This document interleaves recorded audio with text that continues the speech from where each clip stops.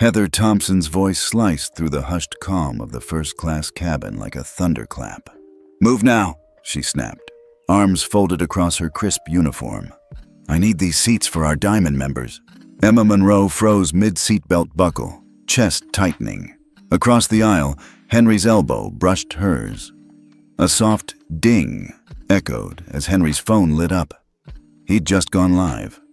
The entire cabin seemed to hold its breath.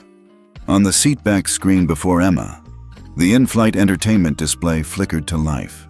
Collins, Family Live, 1,200 viewers and counting.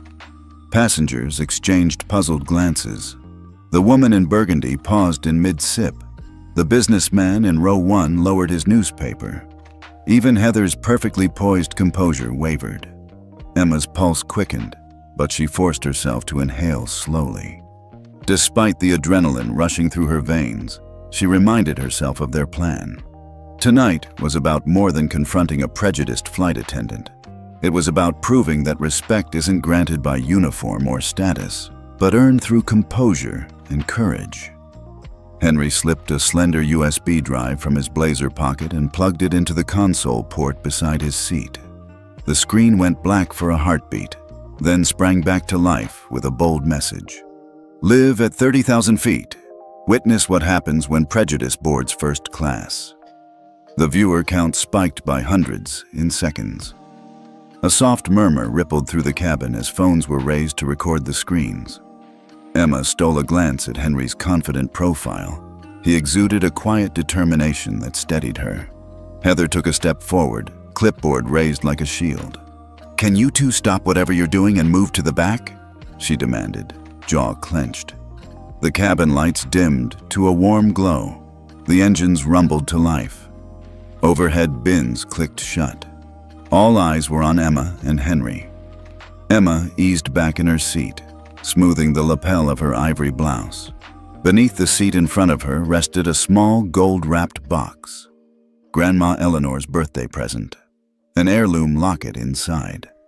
It felt heavy with promise, and suddenly she saw it as a symbol not only of family love, but of their quiet rebellion tonight. Henry caught her eye and gave a barely perceptible nod. He tapped out a caption on his phone. "You're watching history in the making. Het equality in the air." The post instantly went live on their private Collins family channel and on the company's internal social feed, sending ripples through both social spheres. Heather squared her shoulders, her well-worn poise cracking. "You're disrupting the flight," she hissed. "You have no right to broadcast." Before she could finish, the intercom crackled, and every screen, the seatbacks, phones, tablets, shifted to a live feed of their CEO's office. Bold white letters crawled across the bottom. "Urgent. Watch CEO Richard Monroe respond live." The cabin's tension ratcheted another notch. Emma felt Henry's hand brush hers as he set his phone aside. "Stay calm," he murmured. Emma nodded, her fingers brushing the edge of the gift box like an anchor. She could feel the collective attention of 20 affluent passengers, plus the entire connected world, zeroing in on her small act of defiance. A deep, resonant voice filled the cabin. "This is Richard Monroe." The CEO's calm tone echoed through every speaker and screen. "I'd like to repeat that directive." Emma's breath caught. She leaned forward to hear the command, every nerve alive with anticipation. Outside the cabin's wide windows, the tarmac lights flickered past as the Boeing 777 rolled toward the runway. Inside, Emma and Henry remained seated, dignified and unbowed. The captain's announcement came through the intercom moments later. "Ladies and gentlemen, prepare for takeoff. Cabin crew, please secure the cabin." As the engines rose to a steady roar, Emma met Henry's gaze. The gold-wrapped box in front of her caught the soft overhead light, glinting like a beacon. She allowed herself a small, triumphant smile. Their plan had worked. They'd transformed a silent moment of humiliation into a powerful demonstration of accountability. Heather Thompson stood rigid by the galley, clipboard forgotten at her side. The cabin crew snapped into position with a new edge of respect. aware that their senior supervisor was under unseen scrutiny, and that she'd misjudged two composed teenagers whose names carried consequences. Emma's heart still thumped with the rush of those first 30 seconds, but it had settled into a steady rhythm. This was what she and Henry had rehearsed. To endure the initial shock, to seize control through a single, strategic power move, and to let the truth speak for itself. She glanced at Henry one last time before the plane lifted into the night sky. His quiet strength gave her confidence that the real journey, the one proving that integrity holds more power than any badge, had only just begun. And as the cabin lights dimmed for final ascent, Emma pressed her hand gently against the box. For the Monroe siblings, this overnight flight was no longer just a birthday celebration. It was the moment they stood firm, rewrote expectations, and reminded a world watching and listening that true authority belongs to those who lead with dignity and heart. As the gentle hum of the engine settled into a steady purr, the cabin lights softened to a warm glow that bathed the first-class section in muted gold. Emma leaned into her seat and exhaled, a quiet sigh of relief. The initial chaos had passed, and for now, the aircraft soared smoothly above the clouds. She pressed her fingers to the lapel of her ivory blazer, smoothing a stray thread near the collar. Each movement was deliberate, an exercise in composure after a stormy opening act. Henry sat beside her, his posture relaxed yet alert, shoulders squared against the cream leather cushion. He reached into his blazer pocket and pulled out the small gold-wrapped gift box they'd carried through security. He placed it gently on his lap, its ribbon catching the light like a beacon. Henry's dark eyes softened for a moment as he thought of their grandmother, Eleanor Collins, waiting at home. The gift wasn't merely a trinket. It was a token of love, a legacy passed from one generation to the next. Emma watched him from the corner of her eye. Henry carried himself with an effortless dignity, an inherited trait from their family's long lineage of quiet influence. She remembered how, growing up in their townhouse on the Upper East Side, Sunday afternoons meant tea with her grandmother and hushed conversations about the airline that Uncle Richard had built from scratch. Back then, Henry had been a shy boy who preferred books to games. Now, at 17, he projected a calm confidence that belied his age. Across the aisle, the flight attendants moved methodically, checking seat belts and overhead bins. The faint aroma of warmed almonds reminded Emma of holiday gatherings at their grandmother's penthouse in Tribeca.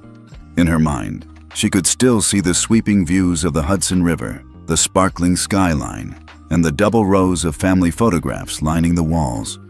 That's where they felt most at home, wrapped in the family's legacy of service and discretion. Emma took a breath and turned to Henry. "You okay?" she whispered, not wanting to draw attention. Henry nodded, his dark curls brushing his forehead. "Yeah, better now that we're actually flying." He tapped the gift box with a reassuring smile. "Grandma will love it." Emma's lips curved into a genuine smile at the sight of his calm resolve. She reached for her own in-flight console and dimmed the screen to minimal brightness, restoring a sense of privacy. Even at 30,000 feet, Emma cherished her moments of control. A flight attendant passed by, offering sparkling water in a slender flute. Henry accepted one and raised it in a small toast to Emma. She tapped her glass against his, the clink of crystal unexpectedly comforting. "I still can't believe how fast Heather backed down," Emma said softly, eyes drifting to the window where the stars were just visible against a vast expanse of black. Henry shrugged. "That USB was a good move." He paused, then added, "But I'm proud of how you handled yourself." Emma studied her reflection in the window pane, a young woman with a steady gaze and a tight-lipped smile. She felt a complex swell of emotions, pride in her composure, relief that their plan had worked, and a touch of sadness for Heather Thompson, whose career was now in jeopardy. Emma knew the heartache of losing one's livelihood. It was a reminder that power carried responsibility. Minutes later, a flight attendant returned to serve their first course, a delicate salad of arugula, roasted beets, and goat cheese, drizzled with balsamic reduction. As she placed the dish before Emma, the attendant offered a polite nod and a small, knowing smile, as though acknowledging that tonight's flight was anything but ordinary.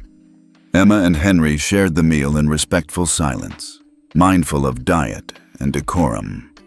Their grandmother had taught them that true influence often spoke not in words, but through measured actions. Each bite was a nod to their upbringing, cultivated, refined, and life guided by principle. Henry dabbed his mouth with a linen napkin and leaned back. "Tell me again why Grandma wanted us on this flight," he said with a playful tilt of his head. Emma laughed softly. "She said it's good for us to experience the world, even if it means spending a night slightly above turbulence." She paused. "But she did warn me that nothing flies smoother than a family-owned airline." Henry's gaze flicked to the aisle, where Heather Thompson stood rigid, clipboard in hand, her cheeks still flushed from the earlier confrontation. Emma followed his look. Now that the adrenaline had subsided, she felt a twinge of empathy. Heather had dedicated a dozen years to upholding standards, perhaps a standard too rigid. But Emma's mission wasn't to humiliate Heather beyond repair. It was to redefine respect for everyone on board. Turning back to Henry, she leaned forward in her seat. "We need to be cautious," she said in a low voice. "Our live stream is still up. I've been monitoring comments, mixed reactions, but mostly support." Henry's brow lifted. "You read the comments mid-flight?" Emma shrugged with a grin. "I can't help it. People need validation." He shook his head, but the corners of his mouth twitched upward. "Just remember, we did this for Grandma and for every passenger who's ever felt powerless." Emma nodded, her smile melting into something softer, an undercurrent of purpose. She recognized that this flight represented more than a birthday celebration. It symbolized a stand against quiet injustices that slipped beneath the radar of everyday life. Their household had always emphasized fairness and dignity. Tonight, they were translating those principles into action. A gentle chime echoed through the cabin as the flight attendant collected their empty plates. Emma tucked her napkin onto her lap and shifted in her seat, adjusting the gold locket chain around her neck, a keepsake from Grandma that matched the gift box below. The locket bore an engraving, "Courage above all," a fitting motto for a journey that had already tested their resolve. As the cabin lights dimmed further, the flight attendants began preparing the cabin for a brief period of rest. A hush replaced the earlier tension, as if everyone on board, passengers and crew alike, was processing the evening's events. Emma and Henry returned to their seats, feeling the gentle tilt as the plane climbed to its cruising altitude. Emma exhaled, letting the rhythm of the engines lull her into a contemplative calm. She studied Henry's profile. Strong jawline, calm expression, eyes reflecting the soft glow of overhead lights. He was her partner in this delicate balance between provocation and dignity. "Are you proud of me?" Emma asked quietly. Henry glanced over, his gaze warm. "Always," he replied simply. Emma let the silence of the cabin settle around them. Outside the window, the night sky stretched endlessly, dotted with distant stars. Inside, the gold gift box lay between them like a silent testament to family bonds and quiet power. In that moment, Emma realized that the true luxury of first class wasn't the leather seats or gourmet cuisine. It was the opportunity to assert one's worth with grace, to demand respect not through anger, but through unwavering composure. Henry reached across and squeezed her hand. "Let's get some rest," he said softly. "Tomorrow, there's more to do." Emma nodded, closing her eyes for a moment. She felt the reassuring hum of the engines, the weight of the locket against her chest, and the solidarity of her brother beside her. As sleep beckoned, Emma whispered to herself, "Thank you, Grandma." And in the quiet lull of the cabin, the siblings drifted toward slumber, their hearts buoyed by purpose and the unshakable belief that their next moves would shape not only this flight, but every journey of dignity that lay ahead. The cabin lights glowed softly as Emma flipped through the in-flight magazine, scanning articles on European art galleries and Michelin-starred restaurants in Paris. Henry adjusted the thin blanket draped over his lap and consulted the flight map on a seatback screen, tracing their path across the channel toward New York. Outside, the moonlight shimmered on clouds below, lending an almost dreamlike quality to the hush inside first class. For a moment, everything felt serene, until Heather Thompson re-entered the aisle. She emerged from the galley with that same precise stride Emma had noticed before, heels clicking, shoulders squared, clipboard in hand. The entire cabin sensed her approach. Conversations hushed, eyes lifted from screens and newspapers. Emma felt her pulse stutter. "Excuse me," Heather began, voice low but edged with ice. She planted herself directly in front of Emma's row, clipboard pressing against her hip.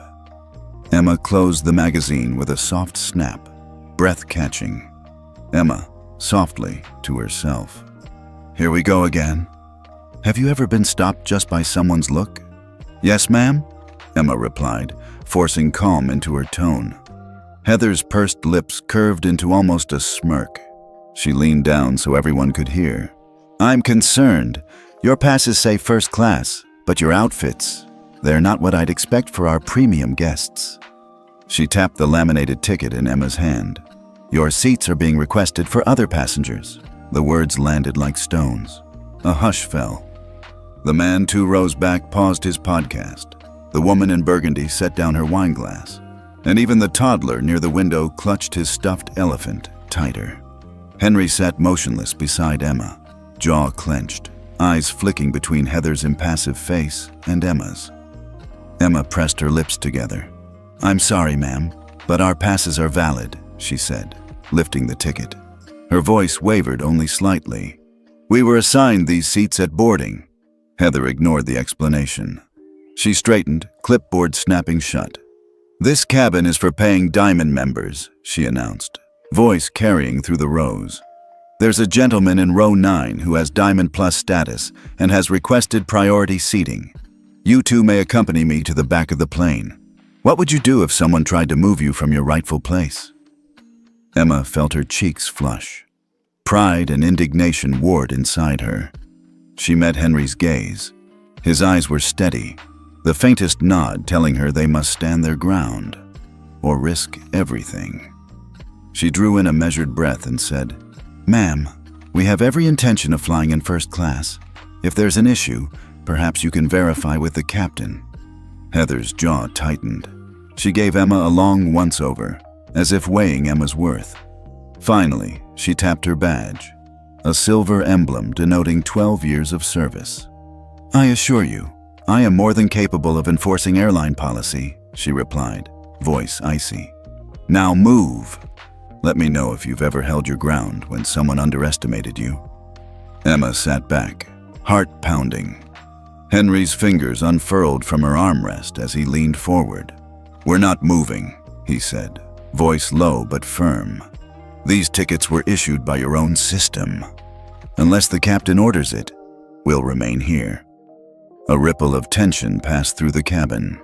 Emma felt every passenger's gaze, some tense with curiosity, others shaded with empathy. The older woman in a tweed jacket near the window met Emma's eye and offered a barely perceptible nod of solidarity. Emma swallowed hard, bolstered by silent support. Heather's eyes narrowed. She raised her voice another notch. "That's not how this works. I can have you escorted." "Please don't," Emma interrupted, voice stronger now. She pressed her back against the seat, recalling Grandma Eleanor's words. "Always hold your head high, but let your integrity speak louder than your fear." Emma lifted her chin. "We won't make a scene, but we won't leave either." Henry sat up straighter, accentuating the firmness in his posture. "It's not our choice to host a scene," he added. "But it's your decision whether to escalate." Heather's lips parted, but then she closed them. For a heartbeat, the cabin fell into suffocating silence, broken only by the hum of the engines. Emma felt sweat bead at her hairline, the gold-wrapped gift box under the seat glinting like a silent witness. At that moment, a flight attendant named Claire stepped around Heather's elbow. Claire was new. Emma had seen her offering extra blankets earlier. Now Claire's expression was guarded, conflicted. She glanced at Emma and Henry, then at Heather, hesitation flickering. "Miss Thompson," Claire began, voice gentle. Heather waved her off. "Not now, Claire." Claire nodded, retreating but shooting Emma a sympathetic look. Emma's chest filled with gratitude and resolve. They were not alone. Heather cleared her throat and consulted her clipboard for another justification. Instead, she caught sight of the seatback screen flickering with Henry's live stream. Collins, Family Live, 2,300 viewers. Heather's eyes widened. Emma felt a surge of hope. Instead of confronting the screen, Heather's jaw clenched. She turned back to Emma. "You'll regret this," she hissed just loud enough. Then, without another word, she stalked back toward the galley, heels snapping. The cabin released a collective exhale. Passengers resumed hushed conversations, casting glances that mixed curiosity and approval. Emma pressed her hand to Henry's arm. "Thank you," she whispered. Henry exhaled, tension easing. "We did the right thing." Emma let the magazine drop in her lap. The wind of conflict had swept through first class, leaving behind a charged mood. She glanced at the live stream. Viewer count climbing. Comments like, "Stand your ground." "Family first." "Prejudice has no place at 30,000 feet." Emma realized how carefully they'd orchestrated tonight's events. The gift box, the live stream, the measured defiance. But this first act of humiliation, Heather's cold demand, would fuel the rest of the journey. It was a reminder of why they'd boarded. To confront quiet injustices and test the power of dignity. Henry caught her eye. "Ready for the next move?" Emma nodded, nerves settling into controlled excitement. "Let's see how far this goes." Above them, the engines droned steadily. The cabin lights dimmed for rest, but Emma felt wide awake. She leaned back, tracing the edge of the gift box hidden beneath her seat, imagining Abigail halfway around the world, sharing this moment.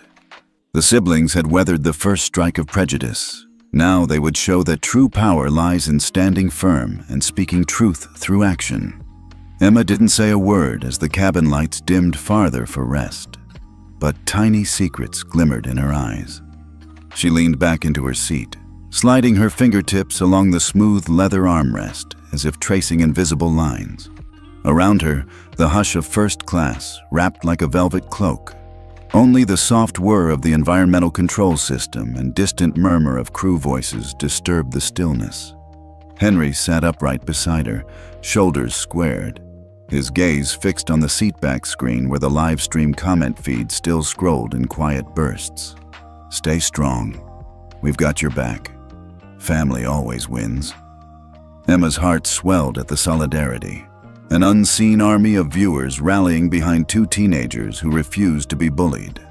Yet she gave no outward sign beyond a subtle nod to Henry, emotion so slight only he noticed. Inside Emma, a silent storm raged. She closed her eyes and let memories flutter by. Abigail's delighted squeal when Grandma Eleanor first handed her the locket chain. The way Henry had quietly coached her on maintaining eye contact during tough moments. The taste of that first sip of champagne in this very cabin, untainted by tension. Now, sitting here in twilight hush, she felt both the weight of their mission and its exhilarating promise. A flight attendant glided down the aisle, adjusting the cabin lights and gently tilting a headrest for a passenger ahead. Emma watched the attendant's precise movements and reminded herself of the discipline behind every gesture, hers included. This was no longer about lines on a ticket or the authority of a uniform. It was about the quiet power they wielded by simply refusing to be moved. Henry cleared his throat, low enough to be heard only by Emma. "What do you think your grandmother would say right now?" Emma's eyes fluttered open. She turned and grazed his cheek with her gaze, a silent thank you for his steadfastness. Then she caught her reflection in the small vanity mirror inset near her console. The girl in the reflection didn't look like someone who'd broken protocol. She looked like someone who embodied every lesson Eleanor had taught her: poise, dignity, and unwavering resolve. Outside, The wing cut through a blanket of clouds, ghostly contours lit by moonlight. Emma stared at the wingtip for a long moment, imagining it a brushstroke on a canvas of midnight air. She could almost hear her grandmother's gentle voice. Even in the darkest sky, you must let your own light guide you. A soft chime signaled the end of the rest period. Passengers stirred. Murmurs of awakening swept through the cabin. Emma tensed, anticipating Heather's return. But the aisle remained empty except for the steward collecting empty glasses. Henry leaned back, exhaling. "I think she's gone to the cockpit," he whispered, nodding toward the galley door. Emma offered a small, uncertain smile. "Maybe she's rethinking her life choices." Henry's lips twitched. "Or updating her resume." They shared a quiet laugh, the tension easing just enough to let them breathe. Emma glanced down at the gift box beneath her seat. The gold paper caught a stray beam of light, shimmering like a promise.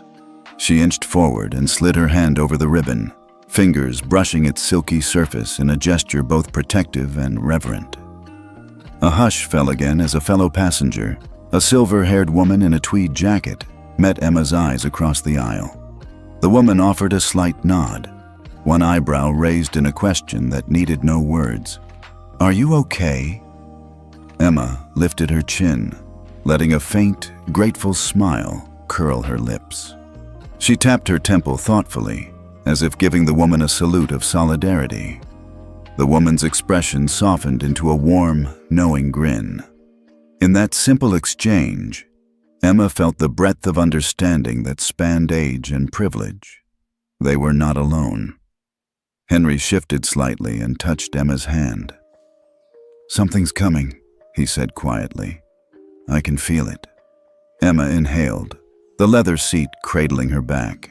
Her stomach fluttered with anticipation, part thrill, part trepidation. They had weathered the first attack, and the world had watched. Now, the real test loomed, turning this moment into lasting change beyond any single cabin or live stream.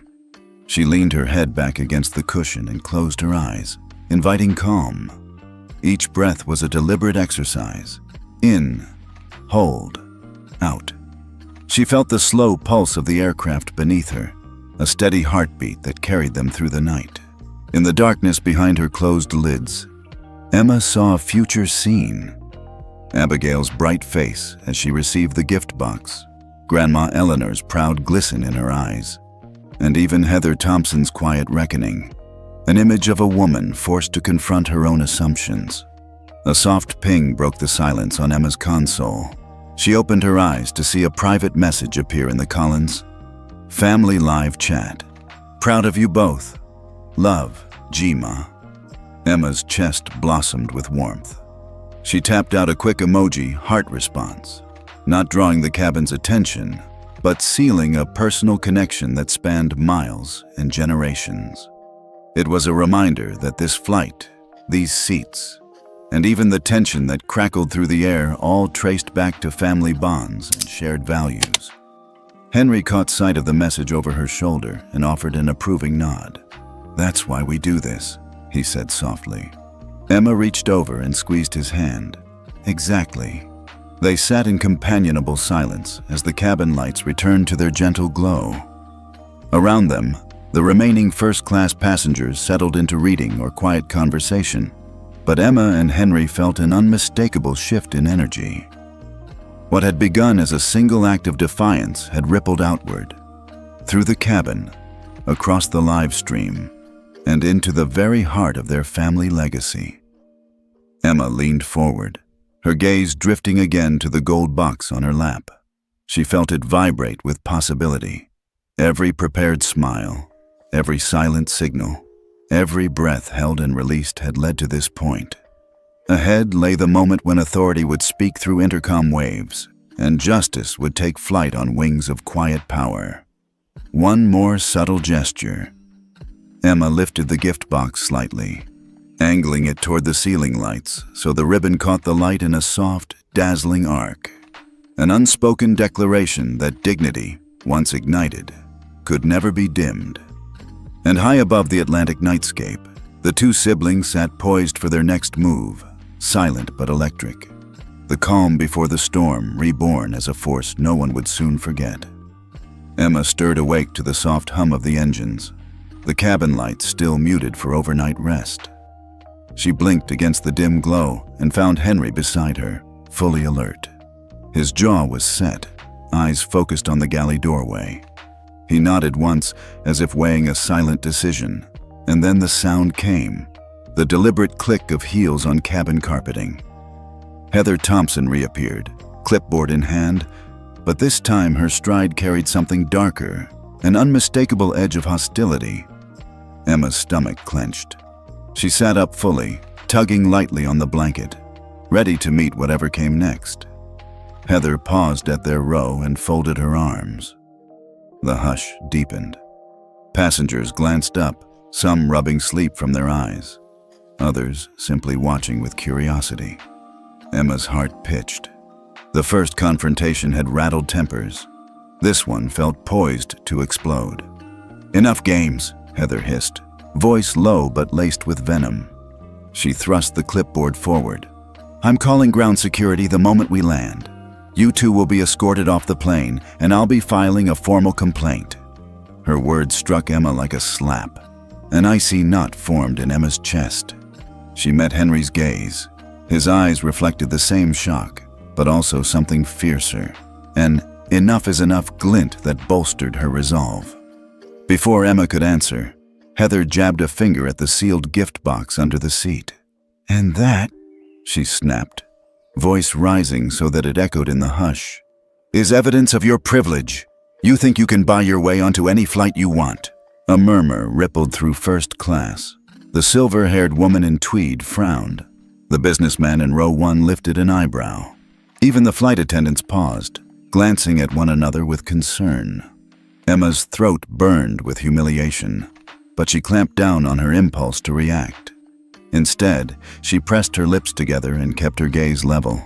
"That's Mrs. Monroe's gift for Grandma," she said calmly, lifting her chin.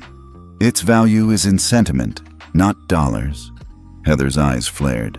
"Don't lecture me on sentiment," she snarled. "I enforce rules, and tonight you broke them." Henry stood, his blanket slipping from his shoulders. "Ma'am, we've already shown you our valid passes. There was no rule broken." His voice was steady, but the quiet firmness carried the weight of family backing. Henry was no longer just a teenager. He was an heir with the authority of Monroe blood behind him. Heather's breath hitched. For a moment, Emma thought she might falter, but instead, she squared her shoulders and stamped her foot. "You will leave these seats, or face removal upon landing." Emma's fingers curled around the edge of her seat. Her pulse pounded, but she refused to let it show. She drew in a slow, measured breath, recalling every lesson learned in the family's drawing rooms and conference halls. Poise under pressure, strength in silence. "Do what you must," Emma said, voice low but unwavering. "But we'll be staying right here." Heather's face twisted in fury. She stared at Emma for a long, dangerous moment. Then she pivoted and stomped down the aisle, calling over her shoulder, "I've had enough of this insolence." No sooner had she disappeared around the corner than Claire, the junior flight attendant, stepped forward. Her expression was tight with apology. I'm sorry about that," Claire whispered to Emma and Henry. "She's under a lot of pressure." Henry exchanged a glance with Emma. The apology was gracious, but it underscored how deep Heather's resentment ran. Emma managed a small nod. "Thank you," she said softly, recognizing Claire's conflict. As Claire retreated, Emma settled back and exchanged a quick look with Henry. "She's not going to stop," he said quietly. "We need another approach." Emma's chest tightened, but she found a well of calm. "We've made our stand. Now we must let the cockpit speak for us." She reached into her pocket and tapped her phone screen, checking the live stream feed. Viewers had ballooned into the thousands. Comments scrolled with support. "They can't bully them. Justice in the sky. Grandma's pride right there." Henry's lips curved in a faint, wry smile. "Ready when you are." Emma angled her seat back so her console was visible to Heather if she returned. A countdown timer glowed. 2 minutes until CEO intervention. It was a small reminder of the power hovering just out of sight. Seconds later, Heather reappeared, her face pallid, voice trembling. "I've called the cockpit," she spat. "Wait here while they confirm orders." Emma's pulse skipped. Henry reached across and brushed her hand. "Just a moment," he murmured. In the relative quiet that followed, broken only by the rustle of blankets and the distant drone of engines, Emma allowed herself a breath of anticipation. Heather moved to the front of the plane. Clipboard gripped so tight her knuckles whitened. The cabin's tension hit a new peak. Passengers exchanged glances, some raising silent applauds of solidarity. And then, as if on cue, the intercom crackled. A calm, resonant voice filled the cabin. "This is Captain Lawrence. Sorry for the delay. I'm relaying orders directly from headquarters." There was a pregnant pause before the next words. "Senior Cabin Supervisor Heather Thompson is relieved of duty effective immediately. Please remain seated." A collective gasp rippled through the cabin. Heather went pale. Her clipboard fell with a soft thud. Emma felt her heart hammering. This was beyond anything she'd imagined. Passengers erupted into quiet but relieved applause. A steward gently guided Heather to the jump seat in the rear cabin, her uniform already betrayed by shame. Emma and Henry remained seated, holding hands under the armrest, their faces calm but triumphant. Henry leaned close. "We did it," he whispered, voice thick with emotion. Emma pressed his hand. "Yes, we did." She allowed herself a small, satisfied smile. In those moments, the cabin transformed from a battlefield of prejudice into a sanctuary of justice. And at its heart sat two teenagers whose silent courage had forced a reckoning. A wave of relief washed over Emma, but beneath it pulsed a fierce pride. They'd stood firm against a second, more vicious blow, and they'd prevailed not by shouting or anger, but through a composed refusal to surrender their dignity. As the cabin lights brightened for landing, Emma caught the eye of the silver-haired woman in tweed. The woman gave her an approving nod, and Emma returned it with her own quiet gesture, a gentle fingertip placed over her heart. High above the Atlantic nightscape, in the sanctuary of first class, Emma and Henry Monroe had turned prejudice into proof that true power resides in unwavering dignity, and that sometimes the second strike can land even harder than the first, if you're prepared to stand your ground. The cabin lights brightened slightly as the plane leveled off, preparing for the long crossing ahead. Emma leaned back in her seat, the weight of the last confrontation lingering in her chest like a distant echo. Henry sat beside her, fingers intertwined with hers beneath the armrest. All around them, first-class passengers adopted a posture of expectant quiet, an audience awaiting the next act in a drama that had unfolded in real time. Several rows back, the silver-haired woman in tweed rose from her window seat. Her lined face held concern, but her posture was unshakable. Emma recognized her.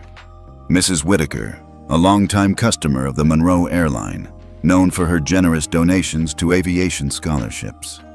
Tonight, Mrs. Whitaker had witnessed two defiant teenagers stand their ground, and she was determined to speak up.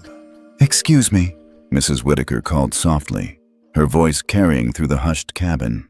She stepped forward, leaning on her ornate cane. "Miss Thompson," she addressed Heather, who was standing rigid by the galley, clipboard still in hand. "I've flown this airline for over 20 years. I've never seen passengers treated so unfairly."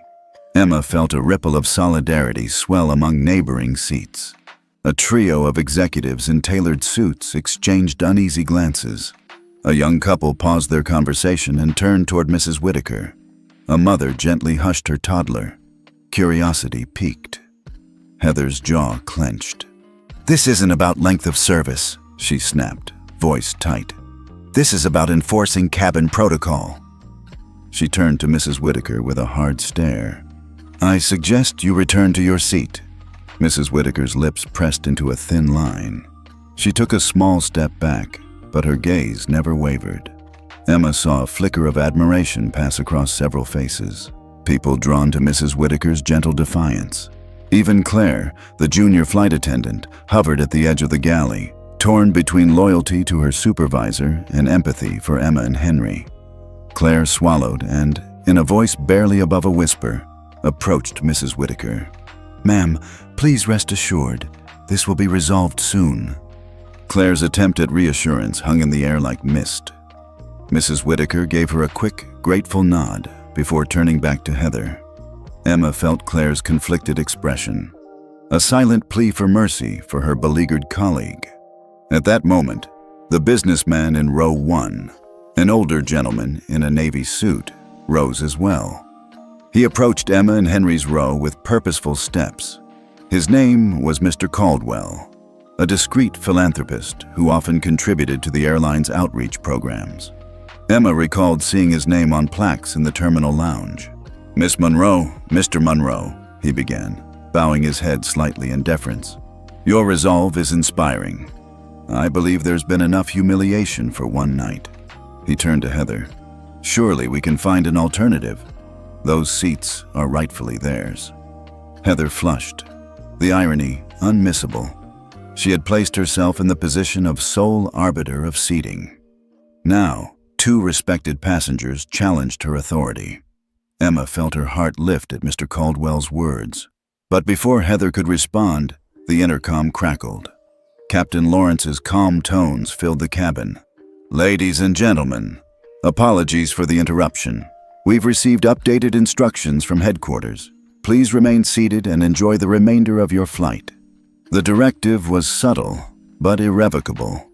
Heather's face paled as she realized the captain wasn't asking. He was stating an order. She looked at her clipboard, then back at Emma and Henry, then at the silent throng of witnesses who had gathered around the aisle. Mrs. Whitaker settled back into her seat, but her eyes remained fixed on Heather. Mr. Caldwell returned to his row, but he turned to Emma and Henry with a polite nod of respect before sinking into his seat. The cabin's atmosphere shifted. The initial shock of confrontation gave way to a quiet camaraderie. Passengers were no longer mere bystanders. They were allies in a stand against injustice. Emma and Henry exchanged a subtle smile, relief mingling with pride. Emma whispered, "They wanted to help. Thank you for calming things." Henry gave a soft nod. "Every voice counts," he murmured. Heather Thompson hovered at the galley threshold, her clipboard dangling at her side like a broken wand. Around her, the cabin crew shared hesitant glances. Even senior attendants paused mid-task, reluctant to disturb the uneasy balance of power. Claire approached again, this time with gentle resolve. "Heather, everything's under control. You should sit down and take a moment." Her voice was soft, carrying the weight of unspoken compassion. Heather's gaze flicked to Claire, then to the silent, expectant passengers. She seemed to search for a foothold, any justification for her earlier behavior, but found none. With a stifled sigh, she allowed Claire to guide her to the rear jump seat. The uniform that had once empowered her now felt like a shackle. In the sudden hush that followed, Emma sensed the tension ebb. The cabin lights dimmed to their soft nighttime setting. Emma and Henry sat together side by side, as though nothing had happened. In form, at least. But beneath that calm surface, the siblings felt the swell of collective energy, the solidarity of every witness, the unspoken promise that wrongs could be righted not by confrontation, but by the courage to stand still. Emma reached under her seat and fingered the edge of the gold-wrapped gift box. It felt warm against her palm, a reminder of why they were here, to honor their grandmother's memory and to uphold values that transcended any one flight. She slipped her other hand into Henry's and gave it a gentle squeeze. A hush of conversation filled the cabin. Passengers returned to their meals, reviews of maps, hushed reflections on what they'd just witnessed. Emma glanced at the shimmering seatback screen. The live stream viewers had surged past 10,000, comments now reading, "This is historic," and "A lesson in grace." She tapped her phone once, pinning a simple reply under the live chat. "Thank you for standing with us." Henry glanced at her with a proud smile. "Looks like Grandma's community is growing by the minute." Emma laughed softly. "And we're only halfway there." In that glow of shared purpose, the siblings sat poised for the next twist, the moment when ultimate authority would close the loop and transform this flight into a landmark of justice. But for now, they basked in the solidarity of silent allies, passengers who had stepped forward, voices that had broken the hush, and a cabin that no longer felt like hostile territory. High above the Atlantic, Emma and Henry Monroe understood that true power often lay not in confrontation but in unyielding composure, and that sometimes it took a chorus of silent witnesses to give strength to a single, resolute stand. A gentle murmur swept through first class like a rising tide. What began as polite glances now rippled into hushed side conversations.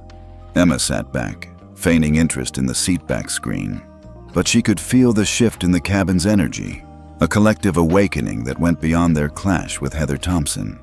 It started when Mrs. Whitaker, the silver-haired patron, leaned across to the man beside her. "Did you notice the crest on their boarding passes?" she murmured, pointing discreetly to Emma's laminated ticket, which bore the small, discreet Monroe family emblem. He adjusted his glasses and nodded. "I did, isn't that?"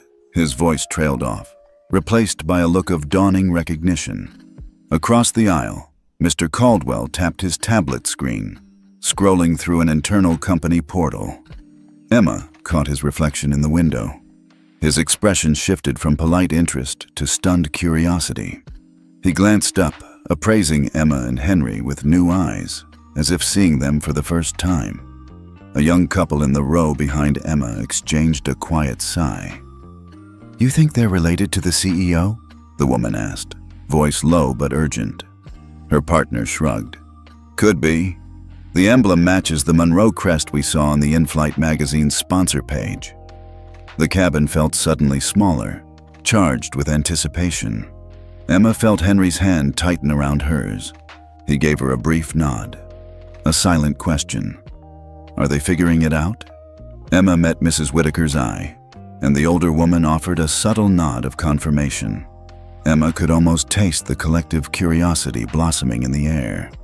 Not to be outdone, Claire, ever watchful, leaned toward a fellow flight attendant, her voice barely a breath. "That emblem, it's unmistakable. They're the Monroe grandchildren." The attendant's eyes widened. "You mean the airline owner's family?" Claire glanced down the aisle, ensuring Heather was still out of earshot, then exhaled. "Exactly. That's why headquarters is watching this feed." Henry caught Emma's eye and raised an eyebrow. They had known the live stream would spread inside the company, but witnessing crew discussion made the stakes feel immediate. It was no longer a matter of defying a single supervisor. It was an unscripted drama starring the airline's most powerful family members. Emma drew in a breath, steadying herself. The cabin lights glowed softly, but beneath that gentle illumination, she sensed a network of silent alliances forming. Passengers who had felt powerless moments ago now sat with renewed interest, some tapping their phones as if taking mental notes, others whispering about possible outcomes. A soft chime announced the mid-flight service, but food carts rolled down the aisle unseen. Flight attendants moved with practiced courtesy, offering drinks and snacks, but the real spectacle unfolded in the passengers' eyes. Each tray of canapés was accepted with gratitude, yet there was an undercurrent of shared purpose, to witness the next turn in this unfolding story. Emma allowed herself a small smile. They had ignited more than outrage. They had sparked curiosity and solidarity. Yet she and Henry remained composed, projecting calm even as the cabin buzzed. A gentleman in a dark suit, a frequent business flyer Emma recognized from their home roots, leaned forward and cleared his throat. "Miss Monroe, if you don't mind," he began, voice polite but tinged with deference. "Would you confirm your family connection? For context." Emma caught Henry's eye. He gave a subtle nod. "We'll handle this together." Emma turned to the gentleman and offered a courteous smile. "Yes, I'm Emma Monroe, and this is my brother Henry. We're Richard Monroe's grandchildren." Her tone was even, unflustered. The gentleman inclined his head. "Thank you. I'm honored to meet you." He returned to his seat, but his gaze remained fixed on Emma for a moment longer, a quiet gesture of respect. That single confirmation set off another wave of murmurs. Questions about family legacy, the responsibilities of their name, and the unexpected courage of two teens standing up to authority. Even a fashion blogger in the corner lifted her phone, typing out a quick note. "Spotted, Monroe siblings on flight, defying rules with style and integrity." Emma felt a flicker of warmth at the unanticipated support. She pressed her hand against Henry's knee, grateful for his steadfastness. He smiled back, his dark eyes echoing pride. Heather Thompson chose that moment to re-emerge from the galley, clipboard in hand, her face flushed with determination. She strode toward Emma's row, intending perhaps to reassert control. But as she moved past Mr. Caldwell, she encountered a wall of silent, unwavering stares. Passengers still processing the Monroe reveal. Heather faltered for a heartbeat, uncertainty flashing in her eyes. Emma sensed the pivot point. The next words Heather uttered would either regain authority or confirm her misjudgment. Heather's hand tightened on her clipboard. Then she inhaled, as if rallying herself. But before Heather could speak, the intercom crackled again. This time, it wasn't the captain. It was a direct patch from the corporate office. A calm but authoritative voice echoed, "Attention cabin crew. The Monroe grandchildren are to remain in first class. Any further escalation will be handled at the destination. Enjoy the rest of your flight." The monolithic weight of that message resonated in every corner of the cabin. Heather's shoulders slumped, her authority undercut by a voice no one dared defy. Emma felt the hush lift into a wave of quiet triumph. Passengers exchanged glances filled with relief and admiration. Mrs. Whitaker offered Emma a gentle nod. Claire exhaled, her face softening in compassion.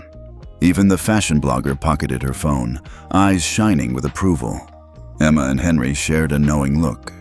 They had provoked suspicion, revealed their identities, and watched as the cabin transformed from adversarial ground into a zone of unspoken unity. The moment of doubt, Chapter 7's spark of suspicion, had fully ignited. In that charged stillness, Emma allowed herself a private thought. This is what courage looks like.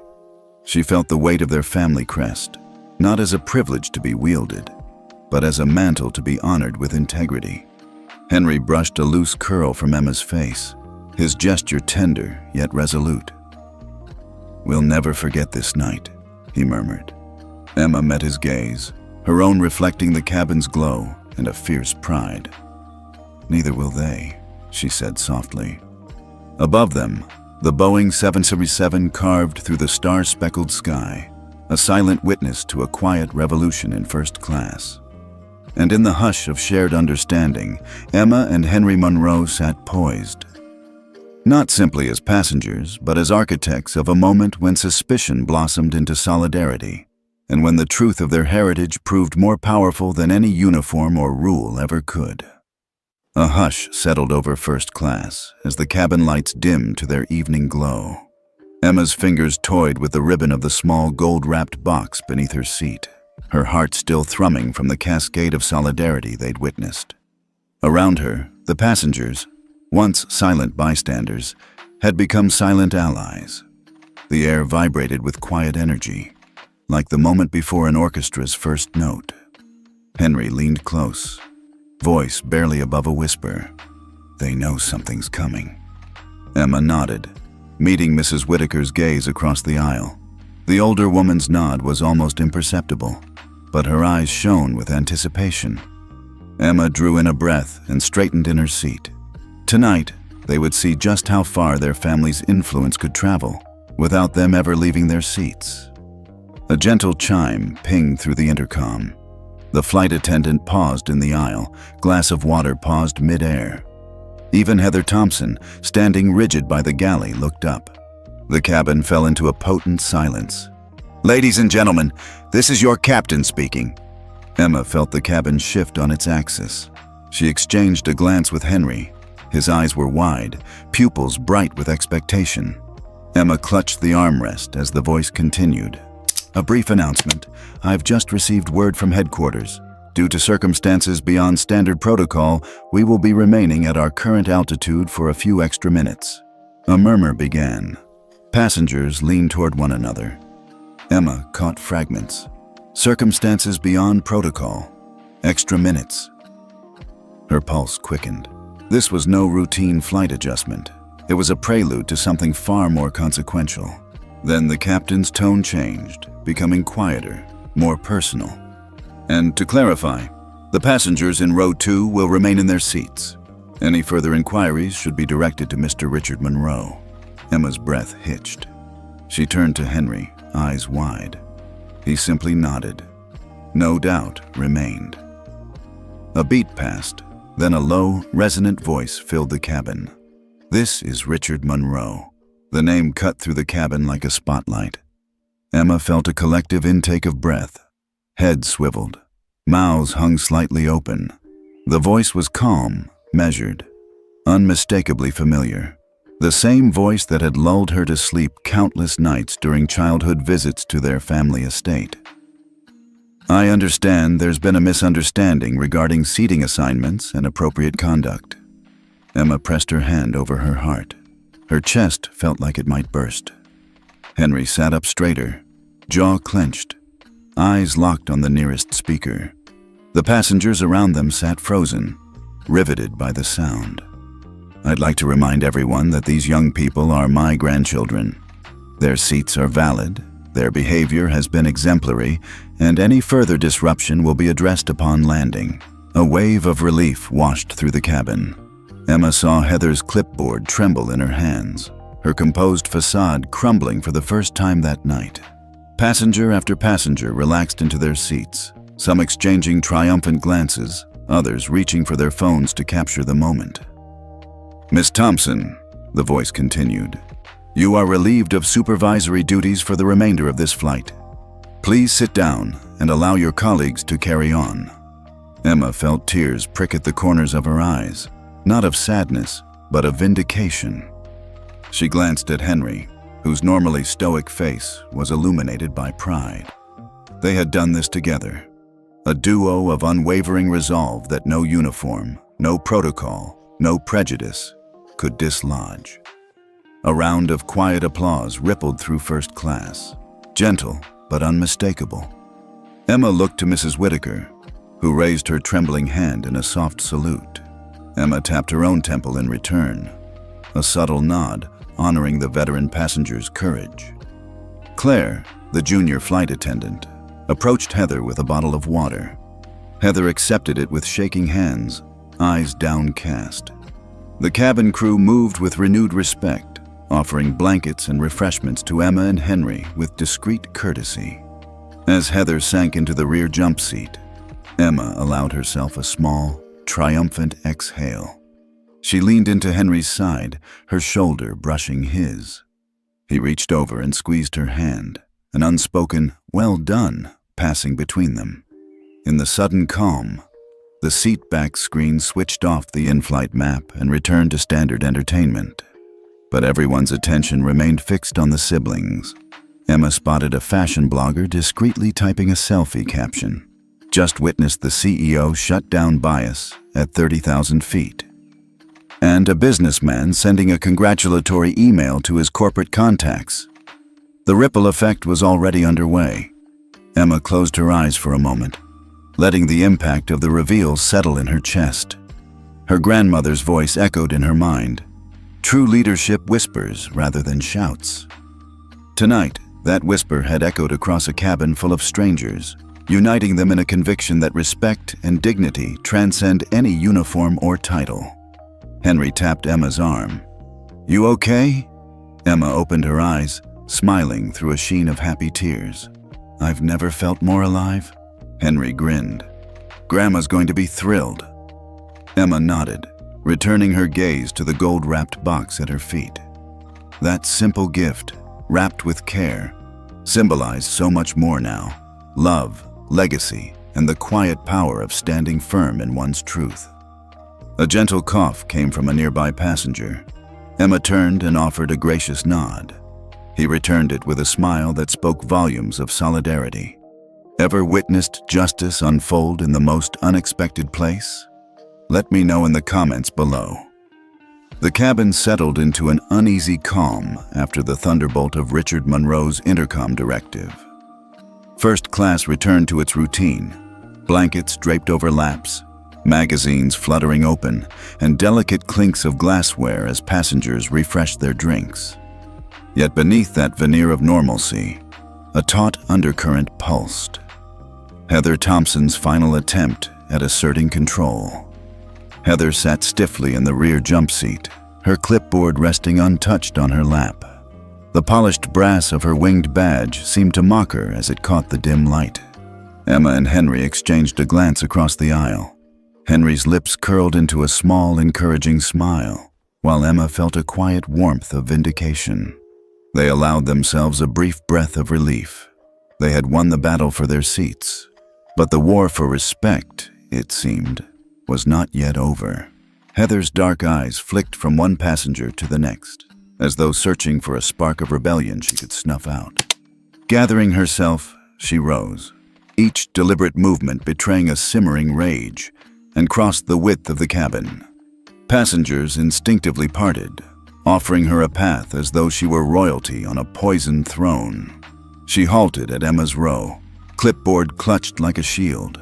Her voice, when it came, was low and trembling, laced with fury and desperation. "You may think this is over," she began, tone dangerously calm, "but I will not stand by and let two teenagers sully the reputation of this airline." A ripple of discomfort spread through the cabin. Mrs. Whitaker leaned back, disapproval etched on her lined face. Mr. Caldwell folded his arms, eyes sharp with impatience. Emma recognized the gravity in their expressions. Heather was about to strike again. Emma's chest tightened, but she sat tall. She offered Heather a polite, cool nod. "We only wanted fair treatment, Ms. Thompson," she replied evenly. "Our seats were paid for, our tickets valid.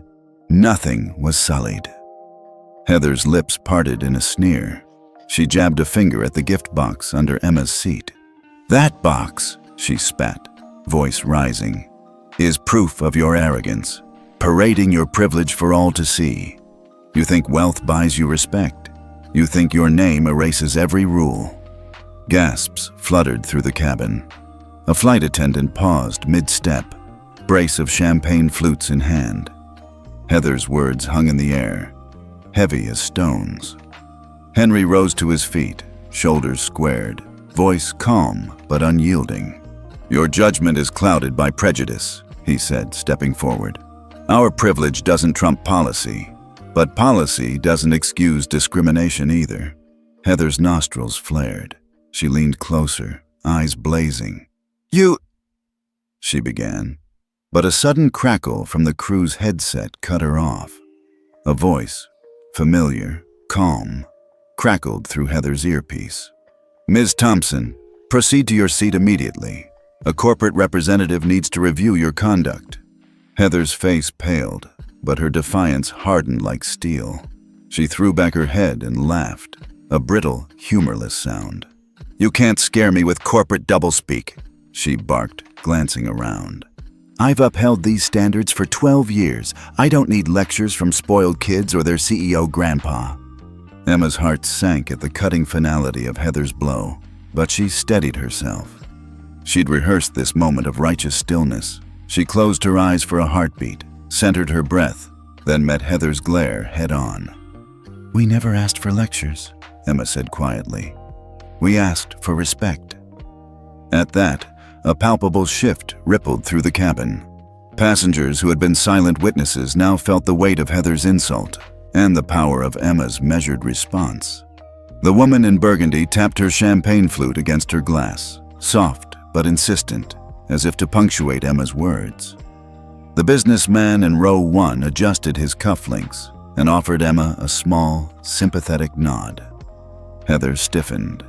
realization flickering in her eyes. This final outburst had backfired spectacularly.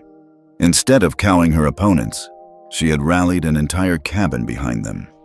Her last defiance had laid bare her prejudice for everyone present to see, far more revealing than any policy violation could ever be. She swallowed hard, her face drained of color. The once imposing figure seemed to shrink. Emma felt a surge of compassion for a woman who'd fallen so far from her own pedestal.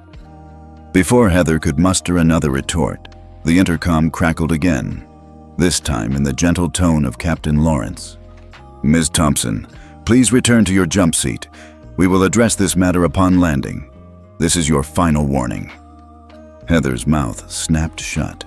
She cast one last, furious glance around the cabin, at the passengers whose eyes now bore no trace of deference, and then turned on her heel. Her heels clicked hollowly as she retreated, clipboard forgotten in her hand.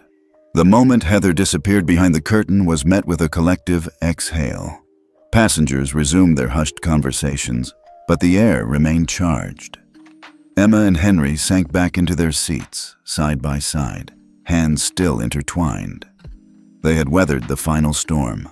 A soft applause broke out, gentle, respectful, unanimous. Emma glanced at Mrs. Whitaker, whose proud smile shone in the soft light. Mr. Caldwell raised his glass in a quiet toast. Even Claire, the junior attendant, allowed herself a subtle smile before hurrying down the aisle to resume her duties. Emma pressed her hand to her chest, feeling the imprint of her locket. The gold-wrapped gift box beneath her seat seemed to glow with warmth, a symbol of love that had carried her through the night's trials. Henry leaned close. "You never gave in," he murmured. Emma exhaled, a soft laugh shaking her shoulders. "Neither did you," she replied. In the hush that followed, Emma allowed herself a moment of victory, not a triumphant roar, but a quiet acknowledgement that dignity had won the day. High above the dark Atlantic, in the hushed sanctum of first class, two teenagers had stood unbowed against prejudice. And in that final strike of defiance, Heather Thompson had unwittingly sealed her own downfall. As the engines hummed steadily toward their destination and the cabin crew prepared for landing, Emma and Henry sat regally in their seats, their composure unbroken, their legacy of respect shining brighter than any insult could ever dim.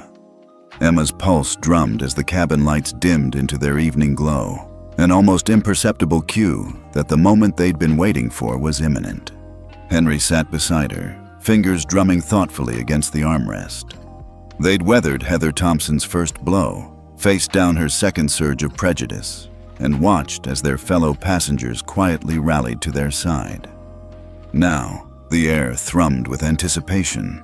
From the front, the soft footfalls of flight attendants folding blankets and stowing service carts faded into the background. Emma lifted her chin, eyes trained on the nearest speaker. Her heart fluttered at the memory of childhood visits to Grandma's estate, where she had fallen asleep to the deep timbre of her grandfather's voice. Tonight, that same voice would speak again, this time carrying the full weight of Monroe authority. The intercom hissed to life. "Ladies and gentlemen," the calm, resonant voice began. "This is Richard Monroe, calling from New York headquarters." A collective intake of breath swept through first class. Emma felt her breath catch, her grip on Henry's hand tightening. He offered her a reassuring nod. Steady anchor points in a sea of suspense. "I've been monitoring tonight's events," Richard continued, "and I want to thank you all for your patience. However, Ms. Thompson's conduct has violated not only our policy, but the very principles upon which this airline was founded." Emma felt her chest swell with pride. The soft click of Heather's heels echoed from the rear jump seat. Heather had risen, clutching the armrests as though bracing herself. "Effective immediately," Richard's voice declared. "Senior Cabin Supervisor Heather Thompson is relieved of duty. She will be escorted to administration upon landing, and her record will reflect this suspension pending further review." Heather's posture crumpled. Emma watched as the clipboard slipped from Heather's trembling hands, clattering softly against the jump seat. The cabin's tension erupted into quiet, respectful applause. Handfuls of discreet clapping that resonated with genuine approval. A steward moved toward Heather with discreet solemnity, guiding her away from the jump seat. Heather's uniform, once a symbol of pride, suddenly looked heavy and alien. Heather's cheeks were pale, her eyes flicked toward Emma and Henry, a torrent of regret and humiliation in her gaze. Emma swallowed, her own emotions a swirl of vindication and empathy. She recalled the countless nights she'd sat with Grandma Eleanor, learning that true leadership was born from compassion, not just authority. Tonight, that lesson resonated like never before. Richard paused, allowing the gravity of his words to settle. "Let tonight be a reminder," he resumed, "that respect is neither inherited nor purchased. It is earned through kindness and fairness. My grandchildren have demonstrated that with quiet courage." Henry's chest puffed with pride. He offered Emma a small, triumphant smile. Emma returned it, her eyes glistening with unshed tears. In that moment, she felt the full circle of their journey, from tentative passengers to agents of justice. Passengers exchanged quiet nods, murmurs of support drifting across rows. Mrs. Whitaker leaned forward, her lined face alight with approval. Mr. Caldwell raised his glass in a discreet toast. Claire, the junior attendant, hovered nearby, her expression a blend of relief and compassion. Heather Thompson was escorted past them, her head lowered, footsteps echoing like a dirge. For a heartbeat, Emma felt a pang of sorrow, for a woman whose years of service had been undone in minutes. But she also knew that unchecked prejudice left deeper scars. This call had restored balance. The intercom clicked off. The cabin lights brightened slightly, signaling the end of the announcement. Emma and Henry sunk back in their seats, their shoulders finally relaxing. Henry whispered, "We did it." Emma pressed her hand against her heart, feeling the gentle throb of joy and resolve. "Yes," she murmured, "we did." High above the Atlantic, in the sacred hush of first class, the defining call had rung out, and with it, a clear message. Dignity and respect would always fly first class. The cabin hummed with restrained energy as the last notes of Richard Monroe's announcement faded. Emma and Henry sat poised in their seats, the soft clink of glassware and the muted rustle of blankets the only sounds beneath the hush. Around them, passengers exchanged glances that spoke volumes. Relief, respect, a shared sense of justice. Heather Thompson emerged from the galley, flanked by a steward and a uniformed security officer. Her stride was unsteady, each step a public admission of defeat. She clutched her clipboard to her chest as though it were armor, but its polished surface reflected only her shame. The cabin lights highlighted the tremor in her hands. As Heather passed row 2, Emma and Henry rose in unison, their posture regal yet compassionate. Emma's gaze met Heather's for a fleeting instant, a silent acknowledgement that, though justice had been served, no one wins without loss. Heather's eyes darted downward, unable to hold the siblings' steady, dignified stare. Passengers reached for their phones. A hush of camera shutters clicked in unison, 30 pairs of lenses capturing the moment Heather Thompson left her post. The recording would ripple far beyond these 8 rows of leather seats, a permanent reminder that authority unchecked can crumble in an instant. Mrs. Whitaker rose to her feet and offered Heather a gentle nod of encouragement. "You did your duty as you saw it," she said softly, voice carrying like a benediction. "Perhaps it's time to learn anew." Heather's shoulders quivered. She didn't respond. The words, though kind, cut deeper than any rebuke. Mr. Caldwell approached Heather as she reached the forward curtain. He offered a half-smile of solidarity and a tissue. "Sometimes we all need a second chance," he murmured. Heather accepted the tissue and looked up, tears brimming in her eyes.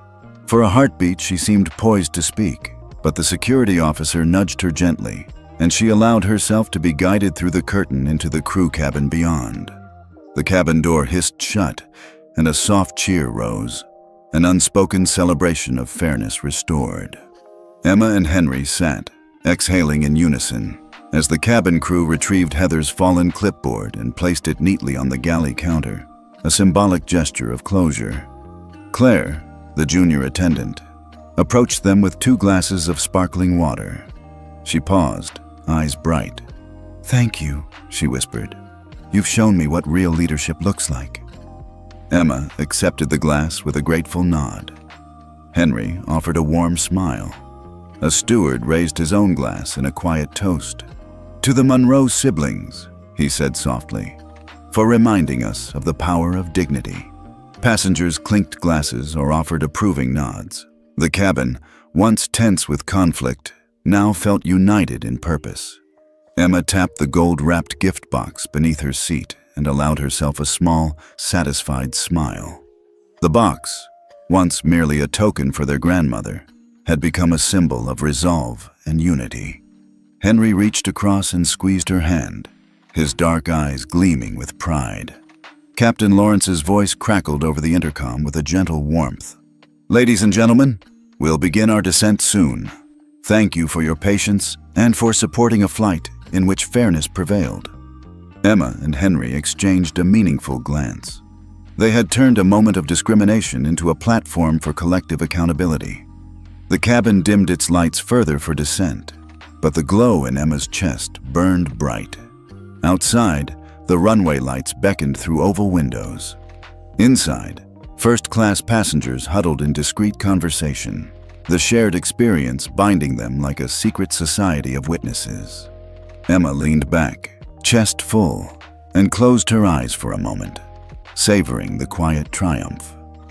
Tonight, they had shown that the most powerful force isn't volume or rage. It's unwavering dignity. And as the plane glided toward its landing, Emma knew this story would resonate far beyond these 8 rows, a testament to the unshakable power of standing firm in what is right.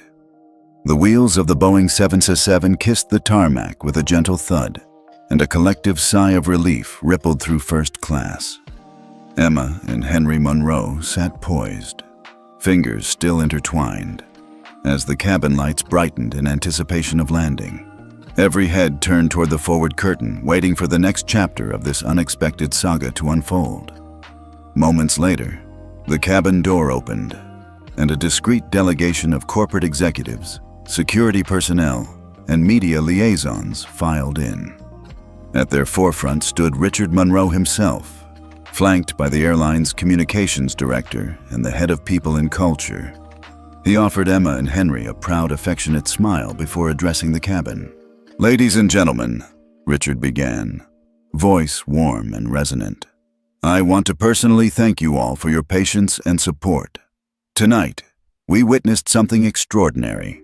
2 young people standing firmly for respect and dignity. In light of these events, our airline is issuing a formal public statement emphasizing zero tolerance for prejudice of any kind." He paused as cabin crew handed out printed copies of the statement, an unequivocal apology to Emma and Henry, an announcement of mandatory bias awareness training for all employees, and a pledge to review and strengthen passenger rights protocols. The passengers murmured approval. Emma felt a swell of gratitude. This was more than a private vindication. It was systemic change born from their quiet courage. Across the aisle, Mrs. Whitaker dabbed her eyes with a handkerchief, nodding in sober acknowledgement. Henry stood and offered the gift box to the communications director. "For Grandma Eleanor," he said softly, "with thanks for inspiring us to speak up." The director accepted it with a respectful bow, her eyes misty. Captain Lawrence's voice crackled over the intercom one final time. "We appreciate your cooperation on this flight. Welcome to New York. May your next journey be as fair as tonight's landing." Emma and Henry gathered their belongings, the gold box tucked safely under Emma's arm. They rose, tall, composed, and dignified, and began their walk down the aisle. Passengers rose in unison, offering applause so gentle it felt like a standing ovation whispered across soft carpet. Before stepping into the jet bridge, Emma paused and turned to Heather Thompson, who watched from the galley entrance. her uniform now unadorned by badge or clipboard. Emma offered a small, forgiving smile. Heather's lips trembled. She nodded once, understanding that compassion was the final lesson of this flight. At the head of the jet bridge stood a small press contingent and ground staff. Flash bulbs popped discreetly as Emma and Henry emerged, their frames silhouetted by terminal lights. Awaiting them were Grandma Eleanor's warm embrace and an entourage of loved ones, ready to sweep them into congratulations and hugs. Emma rested her head on Eleanor's shoulder and whispered, "We did it." Eleanor's proud laugh was a soft bell in the bustling airport. "You both did more than win a seat," she murmured. "You reminded the world what respect truly means." Henry led his sister toward the waiting car, pausing to glance back at the cabin left behind. In that moment, he saw more than empty seats. He saw a testament to the quiet power two voices can wield. Quick audience check-in. What would you do if you were Emma or Henry? Share your thoughts on standing up for dignity in the comments below.